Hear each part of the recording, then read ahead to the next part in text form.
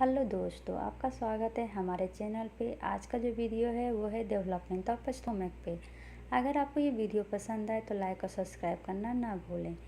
सबसे पहले हमें ये जानना होगा कि जो गैस्ट्रोइंटेस्टाइनल ट्यूब है उसका डेवलपमेंट किससे होता है।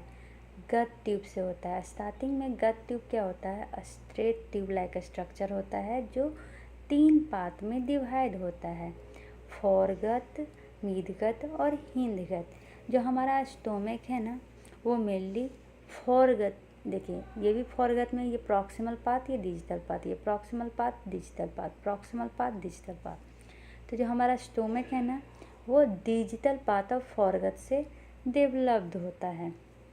ठीक है, तो होता कैसे है, तो फोरगट का जो लोअर पोर्शन है वहाँ पर क्या होता है, फ्यूसीफॉर्म स्ट्रक्चर बनता है। देखिए यहाँ ये मान लीजिए हमारा फोरगट है, इसका देखिए लोअर पोर्शन में क्या हुआ, फ्यूसीफॉर्म शेप का एक स्ट्रक्चर डेवलप्ड हुआ जो बाद में फ्यूचर में स्टोमक बनता है।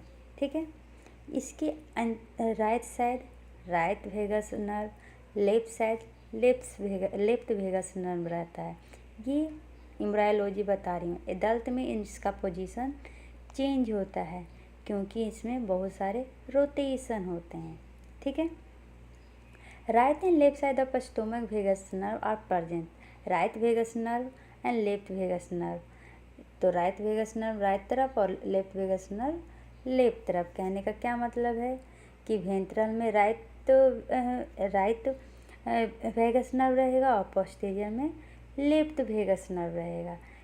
ठीक है, लेकिन 3 फैक्टर जो होता है वो रिस्पॉन्सिबल होता है रोटेशन ऑफ स्टोमक का। तो अगर आपको जीआई ट्रैक याद होगा तो आप देखते होंगे कि मेनली क्या होता है, हमारा लीवर जो होता है ना वो मोस्ट ऑफ द पार्ट ये क्या करता है, छेक लेता है। तो ये लीवर का जब डेवलपमेंट होता है ना तो स्टार्टिंग में तो लीवर छोटा होता है, जो लीवर बद होते हैं, वेसिकल बद, वो तो छोटे होते हैं तो कोई इफेक्ट नहीं होता है। लेकिन जैसे जैसे वो बड़ा होता है वो बाकी पार्ट को क्या करने लगता है, कॉम्प्रेस करने लगता है। और जब वो कॉम्प्रेस करता है तो जो स्टोमक है वो भी कॉम्प्रेक्स होगा, जिसके कारण क्या होगा, स्टोमक में रोटेशन आएगा। मतलब कि पहला फैक्टर जो स्टोमक में रोटेशन करे वो है रैपिड इनलार्जमेंट ऑफ लीवर। ठीक है, अब इसके कारण क्या होगा, जो हमारा स्टोमक है उसमें 2 तरह का स्ट्रक्चर फॉर्म होगा। ठीक है, इसको कहते हैं लेटर कर्वेचर, इसको कहते हैं ग्रेटर कर्वेचर। लेटर कर्वेचर का डेवलपमेंट स्लो होता है as comparison to greater curvature. क्यों, क्योंकि ये वाला पार्ट कंप्रेस होता है लीवर से, जिसके वजह इसका डेवलपमेंट देरी से होता है। और ये जो ग्रेटर कर्वेचर है उसका डेवलपमेंट फास्ट होता है। ठीक है, अब जो तीसरा फैक्टर है वो है rotation by active growth process. ठीक है, अब क्या कह रहा है, फ्यूसिफॉर्म डायरेक्शन हो जाने के बाद स्टोमक क्या है 90 डिग्री पे रोटेट करता है।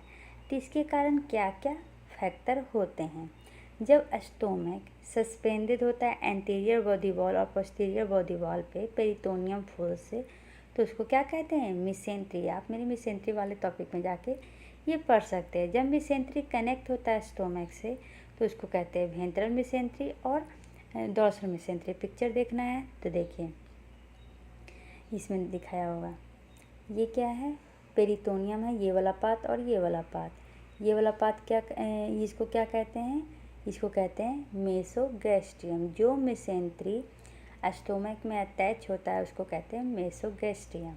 और ये एंटीरियर पार्ट में इसलिए इसको वेंट्रल मेसोगैस्ट्रियम, ये पोस्टीरियर पार्ट में इसलिए इसको डॉर्सल मेसोगैस्ट्रियम कहा जाता है। ये जो डॉर्सल और वेंट्रल मेसोगैस्ट्रियम है ये सिर्फ स्टोमक में ही प्रेजेंट होता है और 1/3 पार्ट ऑफ द डिओडेनम, बाकी कहीं पर भी डॉर्सल और वेंट्रल प्रेजेंट नहीं होता है। यहाँ तक समझ गए। अब क्या कह रहा है कि जैसे जैसे लीवर इनलार्ज करता है तो क्या होता है, जो राइट साइड वाला स्टोमक है वो 90 डिग्री में रोटेट कर जाता है, और रोटेशन से क्या होता है, डोर्सल सरफेस लार्जर हो जाते हैं as compare to ventral surface. और क्या होगा, लेसर कर्वल्सर राइट साइड में हो जाएगा और डोर्सल कर्वल्सर लेफ्ट साइड में चला जाएगा। अब जो लेफ्ट वेगस नर्व है वो एंटीरियर में आ जाएगा, और जो राइट वेगस नर्व है वो पोस्टीरियर में चला जाएगा।